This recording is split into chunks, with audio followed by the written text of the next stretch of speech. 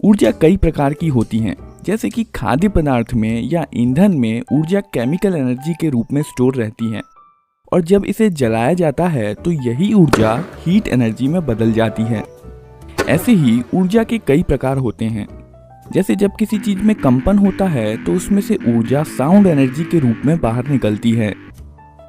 जब एटम टूटता है तो उसमें से बहुत बड़ी मात्रा में ऊर्जा निकलती है जिसे एटॉमिक एनर्जी कहते हैं। इसी प्रकार इलेक्ट्रॉन के फ्लो होने के कारण जो एनर्जी होती है उसे इलेक्ट्रिकल एनर्जी कहते हैं। जैसे जब हवा के माध्यम से इलेक्ट्रॉन बादलों से जमीन की ओर फ्लो होता है तो बिजली चमकती है। दोस्तों, अब हम बात करते हैं पावर प्लांट की। पावर प्लांट एक ऐसी जगह है जहां बड़ी मात्रा में इलेक्ट्रिसिटी या बिजली का उत्पादन किया जाता है। पावर प्लांट कई प्रकार के होते हैं, जैसे thermal power plant, nuclear power plant, hydro electric power plant और जियो थर्मल पावर प्लांट।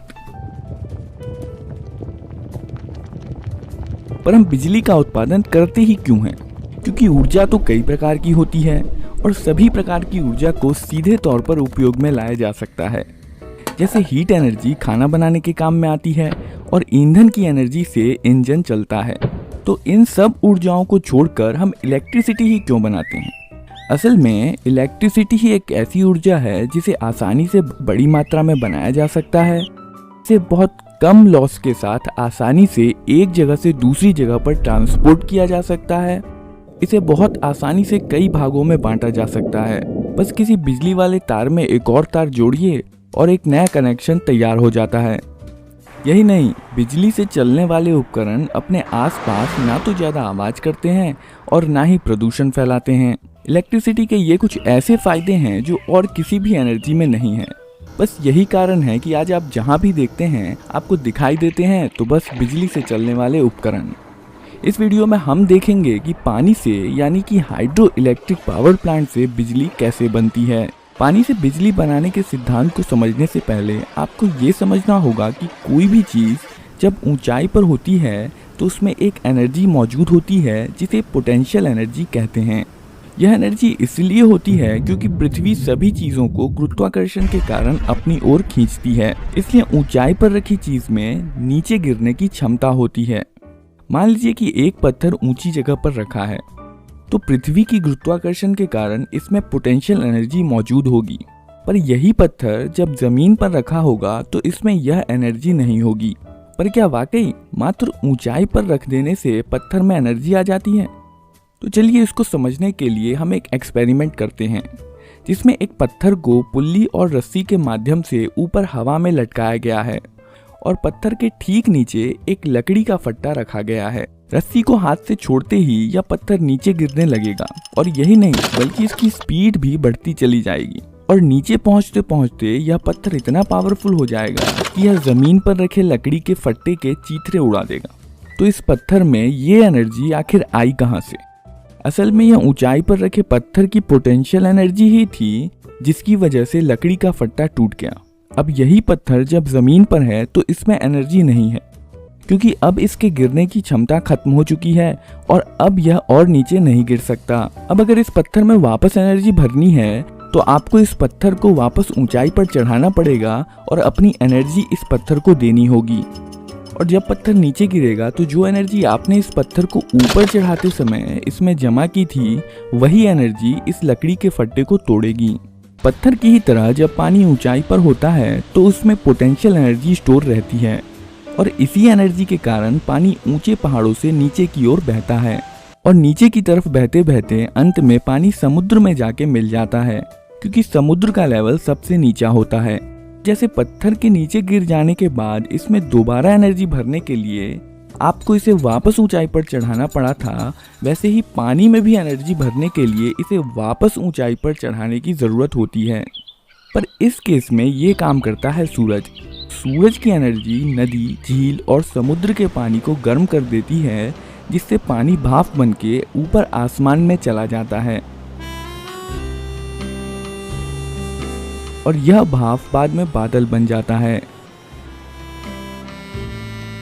यह बादल जमीन पर या पहाड़ों पर जाकर बर्फ या पानी के रूप में बरसता है।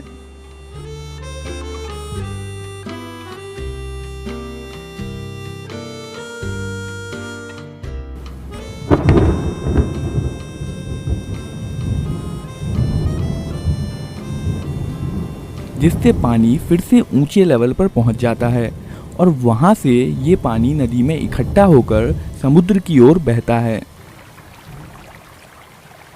अब चूंकि सूरज की गर्मी के कारण ही पानी भाप बनकर वापस ऊंचे लेवल पर पहुंचता है, इसलिए नदी के बहाव में जो एनर्जी है वह मुख्यतः सूरज की ही एनर्जी है।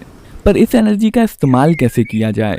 इस बहते हुए पानी से बिजली कैसे बनाई जाए? पानी से बिजली बनाने के लिए हमें ज़रूरत होती है एक डैम या बांध बनाने की। डैम बनाने के लिए इंजीनियर्स को एक ऐसी नदी को चुनने की आवश्यकता होती है जिसमें बहुत सारा पानी बहता हो, ताकि इलेक्ट्रिसिटी बनाने के लिए रिजर्वायर में पर्याप्त पानी जमा हो सके। लेकिन फिर उन्हें एक बड़ा रिजर्वायर बनाने के लिए एक गहरी घाटी की आवश्यकता होती है। बस इतना ही नहीं, डैम आसानी से बन सके इसलिए एक संकीर्ण जगह की खोज करनी पड़ती है।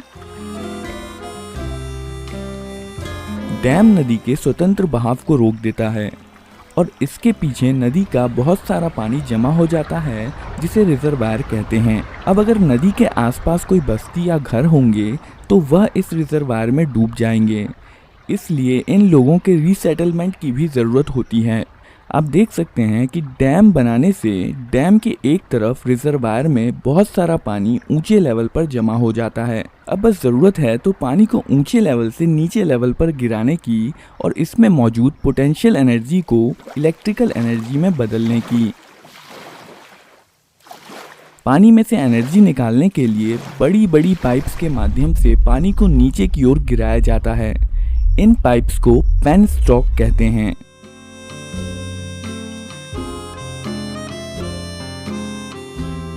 पेनस्टॉक के निचले छोर पर एक टरबाइन लगी होती है।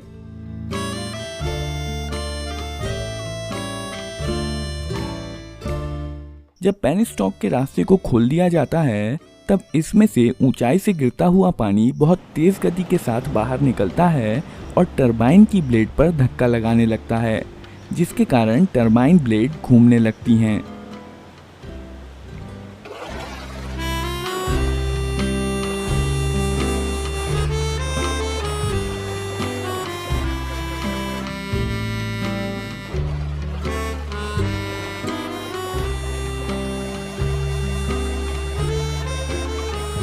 टरबाइन एक शाफ्ट के माध्यम से एक जनरेटर को चलाता है।